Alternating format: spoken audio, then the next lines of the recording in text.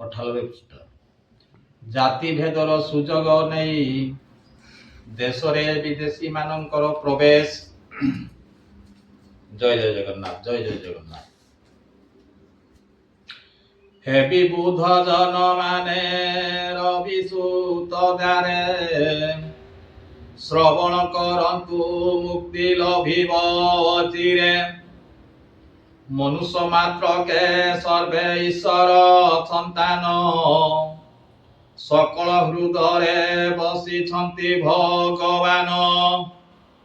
ଭିନ୍ନ ଭିନ୍ନ ତିଳେ ମାତ୍ର କାହାର ଯେ ନାହିଁ, ସଭିଙ୍କର ଦୁଇ ଗଡ଼ ଦିହାତ ଅଟଇ। ଆବର ଏକା ଶଣିତ ଅଟେ ସଭିଙ୍କର, ନୁହେଁ କାର କଳା ଅବା ନୀଳ ନୁହେଁ ତାର। ଶିକ୍ଷା ଦୀକ୍ଷାରେ ପାର୍ଥକ ସିନା ଅଛି ରହି, ଜାତି ଭେଦ ପନ୍ଥା ମହା ଅନର୍ଥ ଅଟଇ। କେତେ ଜଣ ସ୍ୱାର୍ଥ ତାର ନିଜ ସ୍ୱାର୍ଥ ଆସେ, ଜାତି ଆଇନ ପନ୍ଥା ଗଢ଼ିଛନ୍ତି ଆମ ଦେଶେ। ବିଜାତି ଶାସନ ଏ ଦେଶର ରାଜା ହେଲା, 150 ବରଷ ରାଜ ଶାସନ କରିଲା। ଜାତି ଭେଦ ପନ୍ଥାକୁ କରିଣ ମଜଭୂତ, ନିଜର ସ୍ୱାର୍ଥ ହାସଲ କଲା ସେ ବହୁତ। କିନ୍ତୁ ତା ନିଜ ଦେଶରେ ପନ୍ଥା ଉଠାଇ, ବହୁତ ଦୂର ଯାଇ ଅଛନ୍ତି ଆଗେଇ। ସାରା ପ୍ରଚାତ ଜଗତେ ଦେଖା ନାହିଁ ଅବା, ତେଣୁ ସେ ପୃଥିବୀ ମଧ୍ୟ ଅଟନ୍ତି ଆଗୁଆ। ଚନ୍ଦ୍ରମଣ୍ଡଳକୁ ଆସି ରକେଟ ପଠାଇ, ନାନା ନୂଆ ତତ୍ତ୍ୱ ମାନ ଯାଉଛନ୍ତି ପାଇ। ଆମ ହିନ୍ଦୁ ଜାତି ଆଜି ଧରି ଏହି ପନ୍ଥା, ନାନା ପ୍ରକାର ହେଉଅଛନ୍ତି ହୀନସ୍ତା। ଭାଇ ପକ୍ଷେ ଭାଇ ସେହୁ ବିଦ୍ଧ କରିବାକୁ, ତିଳେ ପଛାଉ ନାହିଁ ଧରି ଏ ଜାତିକୁ। ଏହି ଜାତି ଆଣ ଭାବ ଦେଖିଣ ଆମ୍ଭର, ବିଦେଶୀ ପ୍ରବେଶ କଲା କରିଣ ଫିକର। ଥକାଏ ଲୋକଙ୍କୁ ସେହୁ କରି ଅକ୍ତିଆର, ରାଜା ଜମିଦାର ପଦ କରିଣ ବାହାର। ଉଚ୍ଚ ନୀଚ ଭେଦ ଭାବ କରି ମଜଭୂତ, ବହି ନେଇ ଗଲା ଦେଶୁ ବହୁ ଧନ ରତ୍ନ। ଆମ୍ଭେ ନିଜ ନିଜ ମତେ ଅଣାଅଣି ହୋଇ, କାହା ପ୍ରତି ତିଳେ ତାର ବିଶ୍ୱାସ ଯେ ନାହିଁ। ମୁଁ ବଡ଼ ବୋଲି ଥକାଏ କରିବା ହାଦୁରି, ଜନକୁ ରଖିଅଛନ୍ତି ପଦୋନ୍ନତ କରି। ଏହି କଥା ପରେ ଯାର ଦୈନ ଗାନ୍ଧୀଜୀ, ଥକାଏ ସଂସ୍କାର ଯେହୁ କରିଛନ୍ତି ଆଜି। କାଳ କବଳରେ ପଡ଼ି ସେହୁ ଗଲେ ଚାଲି, ନହିଲେ ଏ ଜାତି ଭେଦ ଟାଣିବୁ ଚାଲି। ଭାଇକୁ ଯଦପି ଭାଇ ସ୍ନେହ ନ କରିବ, କାନ୍ଧରେ ହାତ ପକାଇ ଦାଣ୍ଡେ ନ ଚାଲିବ।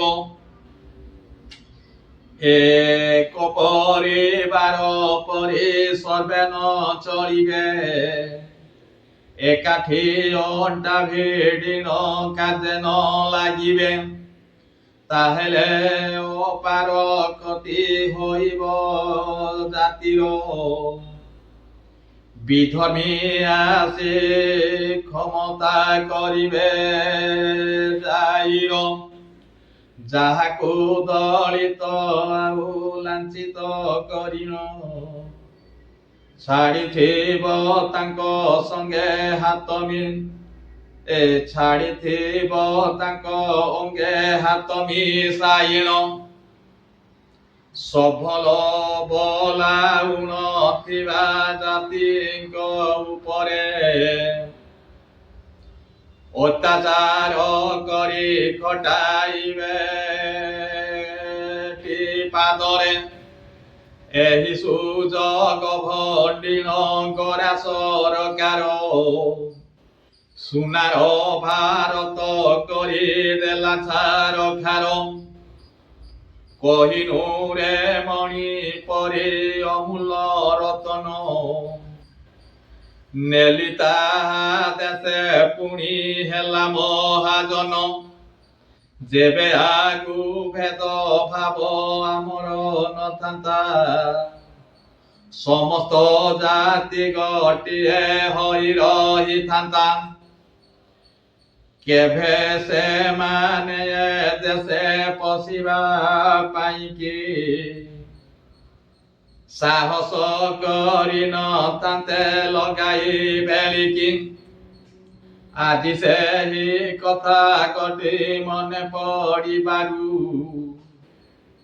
ଅଥୟ କରୁଛି କିଏ ଅନ୍ତର ଭିତରୁ। ଯାହା ସାହେବ ମାନେ ପ୍ରଥମେ ବେପାର ନିମନ୍ତେ, ସାହେବ ମାନେ ପ୍ରଥମେ ବେପାର ନିମନ୍ତେ ପ୍ରବେଶ ହଇଲେ, ଯେତେବେଳେ ଜଳ ପଥେ ଦେଖିଲେ ନୟନ ମେଲି ଚୌଦିକେ ଅନାଇ, ସୁନା ଖଣ୍ଡ ମାନ ଭୂମି ପରେ ପଡ଼ି ଛଇଁ। ଭାରତବାସୀ ତାହାର ସଦ୍ବ୍ୟବହାର କରି ନ ପାରି ଭାବନ୍ତି ଏ ଗୋଟେ ପଥର। ସେ ଗୋରା ବଣି ଯେ ଏହା ଦେଖି ନୟନରେ ଯୁକ୍ତି କଲେ ଭାରତୀୟ ରାଜାଙ୍କ ସଙ୍ଗରେ। ଥକାଏ ପଥର ଆମ ଜାହାଜରେ ନେବୁ, ଆମ ଦେଶରେ ନେଇଣ ବିକ୍ରୟ କରିବୁ। ଏପରି ପଥର ଖଣ୍ଡେ ନାହିଁ ବିଲାତରେ, କେବଳ ବରଫ ପୁରୀ ଅଛି ସବୁଠାରେ। ଏ ସରଳ ବିଶ୍ୱାସୀ ହିନ୍ଦୁ ନରପତି ଗଣ, ସରଳ ବିଶ୍ୱାସୀ ହିନ୍ଦୁ ନରପତି ଗଣ, ବୁଝି ନ ପାରି ତାହାଙ୍କ କୌଶଳ ବଚନ। ଅନୁମତି ଦେଇଦେଲେ ପଥର ନେବାକୁ, ସେମାନେ ଜାହାଜେ ଭରି ବହିଲେ ଦେଶକୁ। ତାହା ଦେଖିଣ ସେଠାରେ ଶାସକ ମହଲ, ପଚାରିଲେ ସେହି ବୋଧେ ସେହି ବୋଧେ ଛନ୍ତି ବୁଧୁପଲ। ତା ନହିଁ ଥିଲେ ଦେଶର ଅମୂଲ ରତନ, ଅন্য ଦେଶକୁ କି ସେହୁ କରିଦନ୍ତେ ଦାନ। ଯେଉଁ ଦେଶେ ସୁନା ପଡ଼ି ଅଛି କୃଷି କ୍ଷେତ୍ରେ, ଅନ୍ୟାନ୍ୟ ସ୍ଥାନରେ ରହି ନଥିବ ତା କେତେ। କିପରି ସେହି ଦେଶକୁ ହାତକୁ ଆଣିବା, ଶାସନ କରି ସବୁ ରତନ ବହି ନେବା। ଜୟ ଜୟ ଜଗନ୍ନାଥ।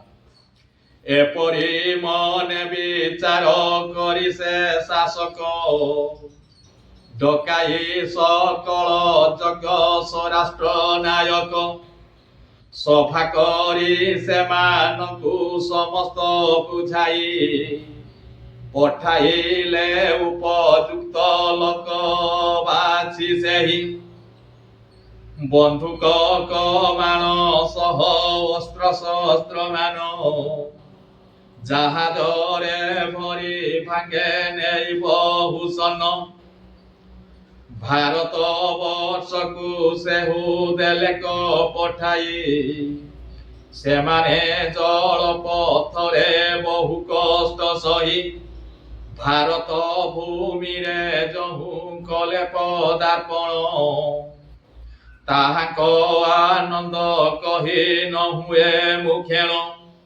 କିପରି ସେମାନେ ଦେଶ କରିବେ ଅତ୍ୟାର ସେହି ଉପାୟ ଖୋଜିଲେ ବୁଲି ଗୁପ୍ତଚର ସେତେବେଳେ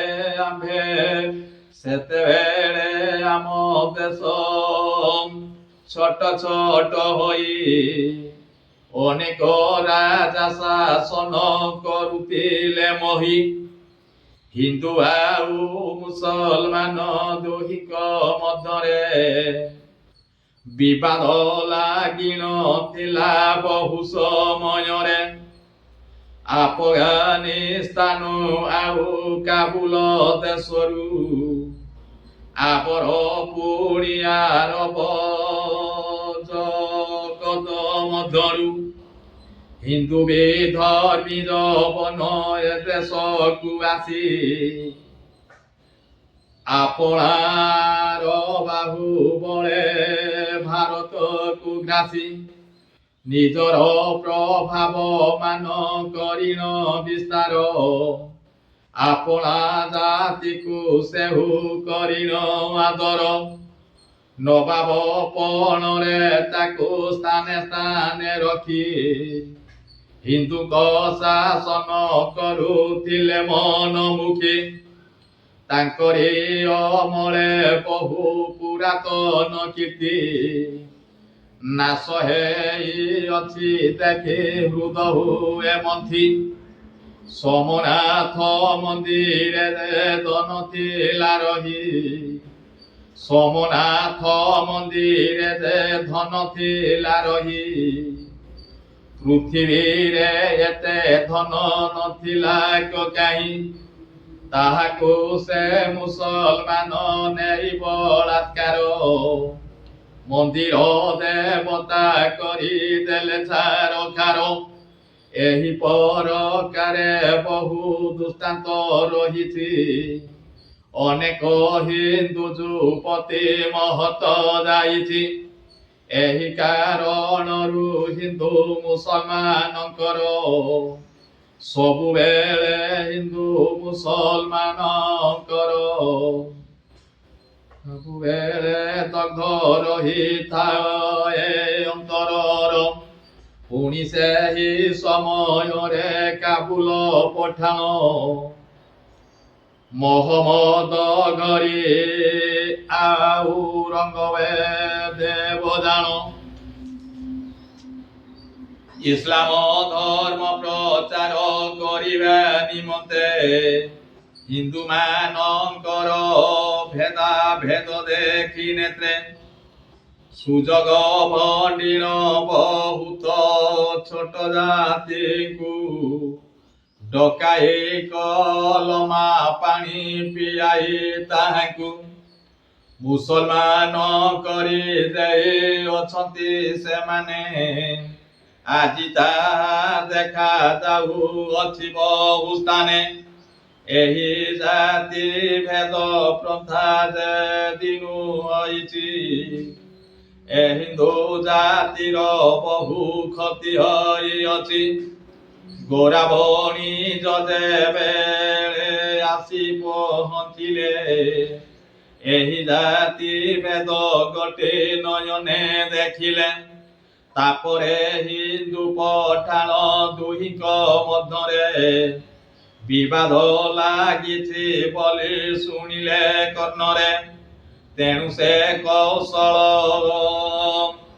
ଜାଉଲ କରିନ ବିସ୍ତାର, କେତେ ମୁସଲମାନଙ୍କୁ କରି ଅକ୍ତିଆର, ବିଶ୍ୱାସ ଦେଖାଇ କିଛି ଧନ ତାଙ୍କୁ ଦେଇ, ହିନ୍ଦୁ ରାଜାଙ୍କ ସଙ୍ଗରେ ହୋଇଲେ ବିଦ୍ରୋହୀ, ତାହାଙ୍କ ସଙ୍ଗରେ ହୋଇଲେ ବିଦ୍ରୋହୀ, ତାହାଙ୍କ ଯୁଦ୍ଧ ଘୋଷଣା କର୍ଣ୍ଣରେ ଶୁଣିନ, ଯୁଦ୍ଧକୁ ରହିଲେ ରାଜପୁତ୍ର ବୀର ଗଣ, ଏ ଚକ୍ର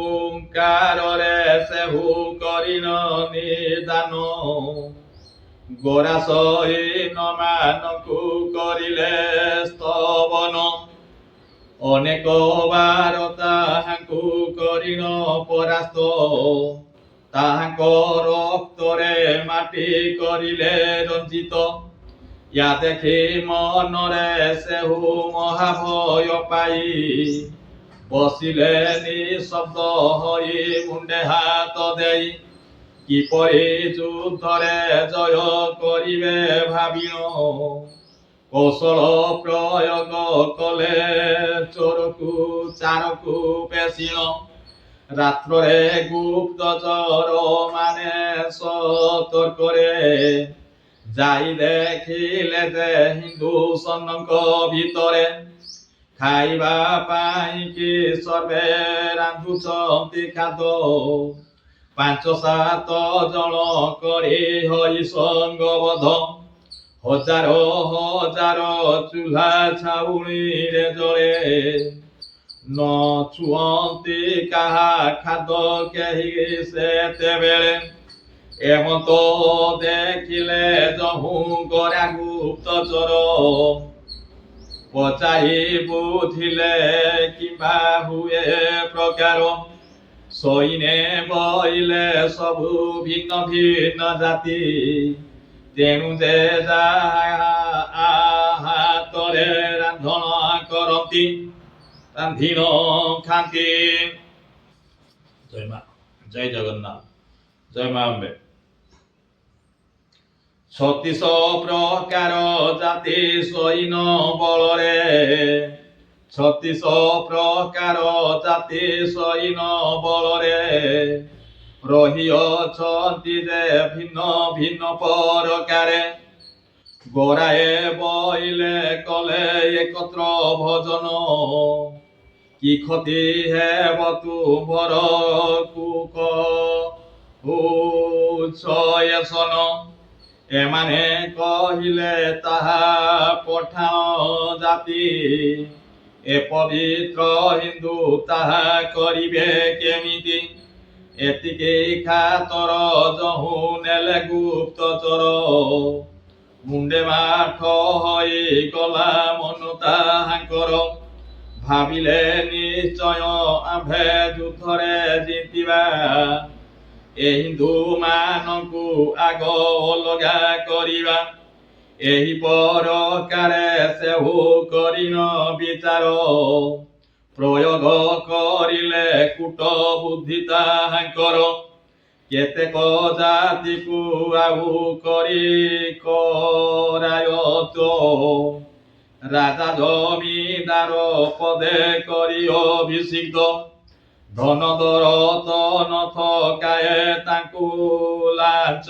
ଦେଇ, ତାହାଙ୍କ ସାହସ ଗଲେ ଯୁଦ୍ଧରେ ଆଗେଇ, ବ୍ରାହ୍ମଣ ବିରୁଦ୍ଧେ ଦେଲେ କ୍ଷତ୍ରିୟ ଲଗାଇ, କ୍ଷତ୍ରିୟ ତ୍ରୁଦ୍ରରେ ବାଦ ଦେଲେ ସେ ଲଗାଇ, ଆପର ଯେତେକ ଟାଣ ପଣେ ଯୁଦ୍ଧ କଲେ, ଭାଇ ଭାଇ ମଧ୍ୟେ ସେହୁ ହଣାହଣି ହେଲେ, ଆପଣା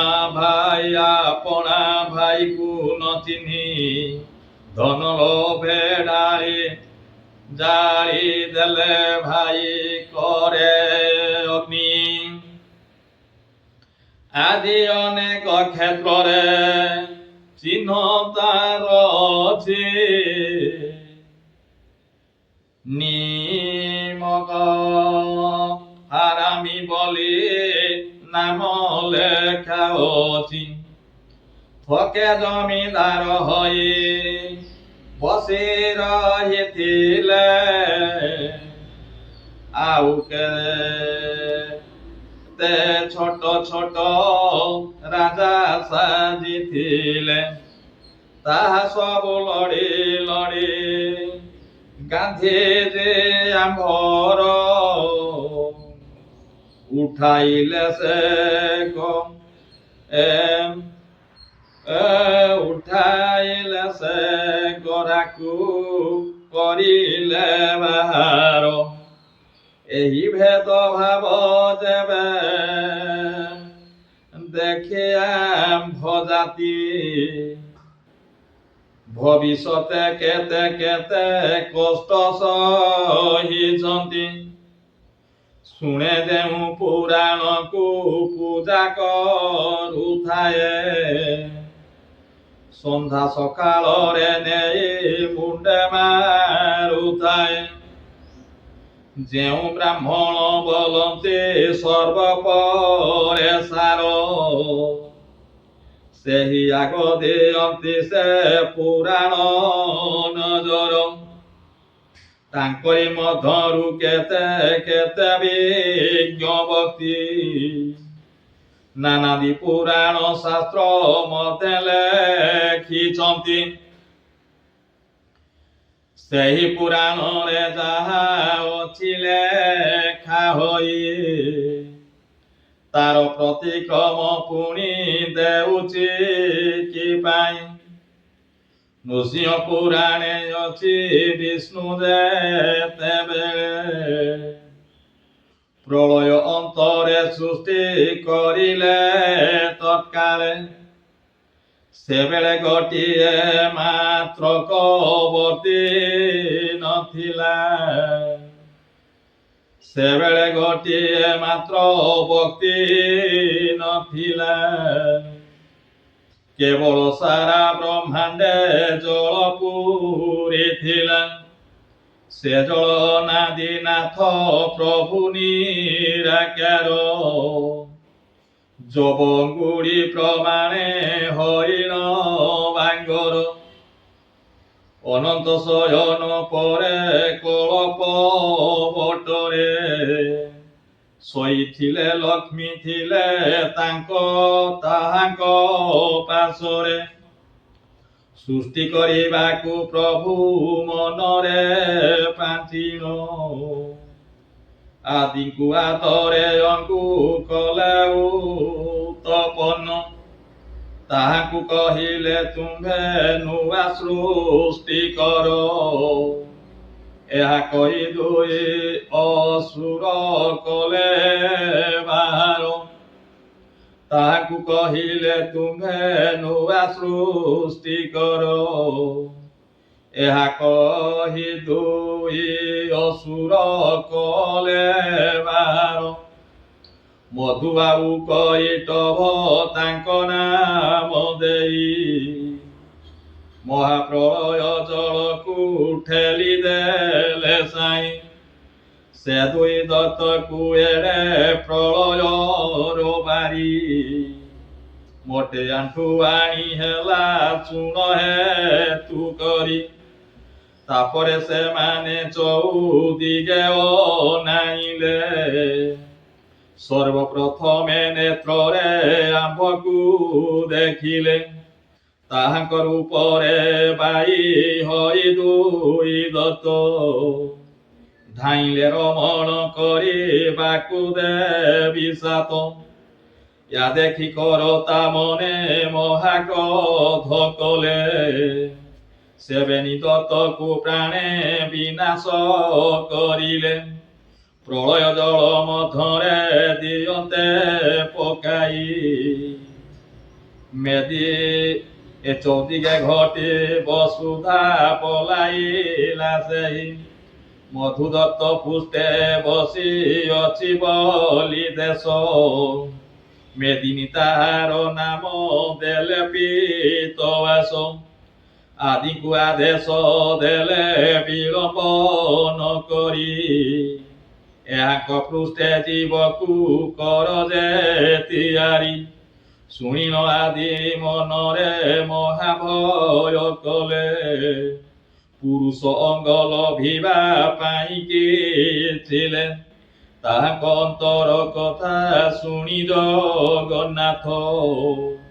ଆବରତେ ମୂର୍ତ୍ତି ଅଙ୍କୁ କରିଲେ ସମ୍ଭୂତ। ବ୍ରହ୍ମା ବିଷ୍ଣୁ ମହେଶ୍ୱର ଏହି ତିନି ମୂର୍ତ୍ତି। ଆଦିଙ୍କ ପରେ ସର୍ଜନା କଲେ ଜଗଜ୍ୟୋତି। ସେ ତିନି ଦେବଙ୍କୁ ଦେଖି ତ୍ରିପୁର ମୋହିନୀ। ବେଶ ଧରି ଆଦି ତହୁଁ ଚଳିଲେ ବନି। ତିନି ଦେବ ତାଙ୍କ ପାଶେ ହଇଲେ ଆଜର। ବୋଇଲେ ମୋ ସଙ୍ଗେ ତ ବେଗେ ପ୍ରୀତି କର। ନିରାକାର ବିଷ୍ଣୁଙ୍କର ଆଜ୍ଞା ଅଛି ହୋଇ। ତୁମ୍ଭ ସାଥେ ମିଶି ସୃଷ୍ଟି କରି ସର ଯିବା ପାଇଁ। ପ୍ରଥମେ ଦାତାଙ୍କୁ ଆଦି କୁହନ୍ତେ ଏମନ୍ତ। ସେ ବୋଇଲେ ତା ମୁହିଁ କରିବି କେମନ୍ତ। ତୁମ୍ଭେ ମାତା ମୁହିଁ ତବ ସନ୍ତାନ ଅଟଇ। ଏପରି ଅନ୍ୟାୟ କଥା କହୁଛ କି ପାଇଁ? ମୋ ଦ୍ୱାରା କଦାପି ତାହା ସମ୍ଭବ ନହିବ। ମାତାରେ ପୁତ୍ରର ମିଳେ ମହାପାପ ହେବ। ଏହିପରି ଯହୁଁ ନାସ୍ତି କରିଲେ ବିଧାତା। ବିଷ୍ଣୁଙ୍କ ପାଶେ ଚଳିଲେ ତହୁଁ ଆଦି ମାତା। ତେମନ୍ତ ପ୍ରକାରେ ମଧ୍ୟ ତାହାଙ୍କୁ କହିଲେ। ପ୍ରୀତି କରିବା ନିମନ୍ତେ ବହୁ ଶିକ୍ଷା ଦେଲେ। ଦାତା ଯେଉଁ ପରି ଆଗୁ କରିଥିଲେ ନାହିଁ। ସେହି ପ୍ରକାରେ ମନା କଲେ ଭାବଗ୍ରାହୀ। ଏ ଦୁଇ ପାଶୁ ନିରାଶ ହୋଇ ଆଦି ମାତ। ଶଙ୍କରଙ୍କର ପାଶେ ହେଲେ ଉପଗତ। ତାହାଙ୍କୁ କହିଲେ ଆଗ ଶୁଣ ମା ମୋର ଗିର। ପରେ ଯାହା ତବ ଇଚ୍ଛା ପଛେ ମନା କର। ସୃଷ୍ଟି ସଜିବା ନିମନ୍ତେ ମତେ ନିରଞ୍ଜନ। ଆଜ୍ଞା ଦେଇଛନ୍ତି ତୁମ୍ଭେ ମାନବ ବଚନ। ଦାତା ଓ ବିଷ୍ଣୁ ଦୁହିଁଙ୍କର ପାଶେ ଗଲି। ବାରଣ କରନ୍ତେ ସେହୁ ବାହୁଡ଼ି ଅଇଲି। ତୁମ୍ଭେ ଯଦି ସେହିପରି ବାରଣ କରିବ। ତାହେଲେ ବଚନ ସୃଷ୍ଟି ହୋଇ ନ ପାରିବ। ଶୁଣିନ ଆଦିଙ୍କ ଗିର ଖଣେ ক্ষুব্ধ ହୋଇ। ଶଙ୍କର ବୋଇଲେ ଆସ ଆସରେ ସୁମୁଇ। ବିରତି କରିବା ପାନେ ଦୁହେଁ ଭୋଳ ହୋଇ। ନୂତନ ସୃଷ୍ଟି ରଚିବା ମାତି ଆମ୍ଭେ ଦୁଇ। ଏହା କହି ଆଦିଙ୍କର ସଙ୍ଗତେ ଶଙ୍କର। ରମଣ କରନ୍ତେ ଜୀବ ହୋଇଲେ ତିଆର। ଯେତେ ପ୍ରକାର ଜୀବ ଜନ୍ତୁ ଦେଖାଯାନ୍ତି। ପ୍ରଥମେ ଆଦି ଗର୍ଭରୁ ହୋଇଲେ ଉତ୍ପତ୍ତି।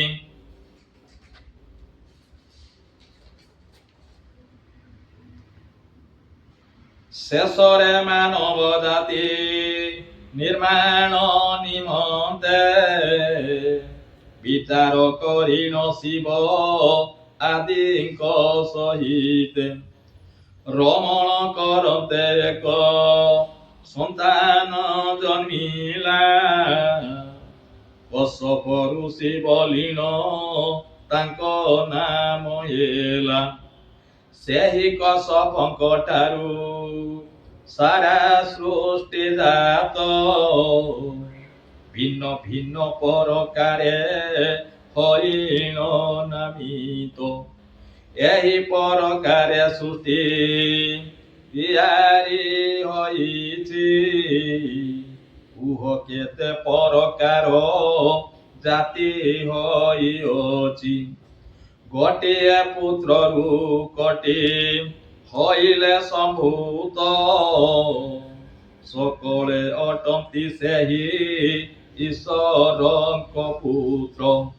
ଆଜି କେତେ ସ୍ୱାର୍ଥପର ନିଜ ହିତ ପାଇଁ। ଜାତି ଭେଦ ପନ୍ଥା ଦେଶେ ଅଛନ୍ତି ଚଳାଇ। ଏହି ଭେଦ ଭାବ ଯେବେ ନ ହୋଇବ ଦୂର। ଦିନେ ହିନ୍ଦୁ ଜାତିଟା ହେବ ଛାରକାର।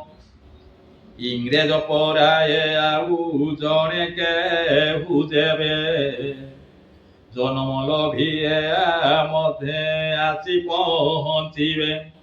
ତାହେଲେ ଜାତି ଭେଦ ଦେଖିଣ ନେତ୍ରରେ ଆପଣ ସ୍ୱାର୍ଥ ହାସଲ କରି ନିଶ୍ଚିନ୍ତରେ। ଅଖଣ୍ଡ ଭାରତ ଭୂମି ଖଣ୍ଡ ଖଣ୍ଡ କରି ଯାତନା ଦେବେ ହିନ୍ଦୁକୁ ମନେ କ୍ରୋଧ କରି। ତେଣୁ ଭାଇ ଭଗ୍ନୀଙ୍କୁ ମୁଁ କରେ ନିବେଦନ। ଜାତି ଭେଦ ଭାବକୁ ସେ କଟାନ୍ତୁ ବନ। ଗୋଟିଏ ମାତାର ପୁତ୍ର ବୋଲି ଭାବି ମନେ ସମସ୍ତେ ଏକାଠି ଖାଇ ବସି ଏକାସନେ। ଦିବାରାତ୍ରି କ୍ଷେତ୍ରେ ଦିବାରାତି ଯେବେ ନିଜ କାମରେ ଲାଗନ୍ତି। ଦେଶକୁ ଜାତିକୁ ବହୁ ଆଗେଇ ନିଅନ୍ତି। ତାହା ନ କଲେ କଷଣ ଭୋଗିବ ଓପାର। ଗୀତ ଛନ୍ଦେ ଭାବିଲେ କ୍ଷେତ୍ରବାସୀ ଚାର। ଜୟ ଜୟ ଜଗନ୍ନାଥ, ଜୟ ଜୟ।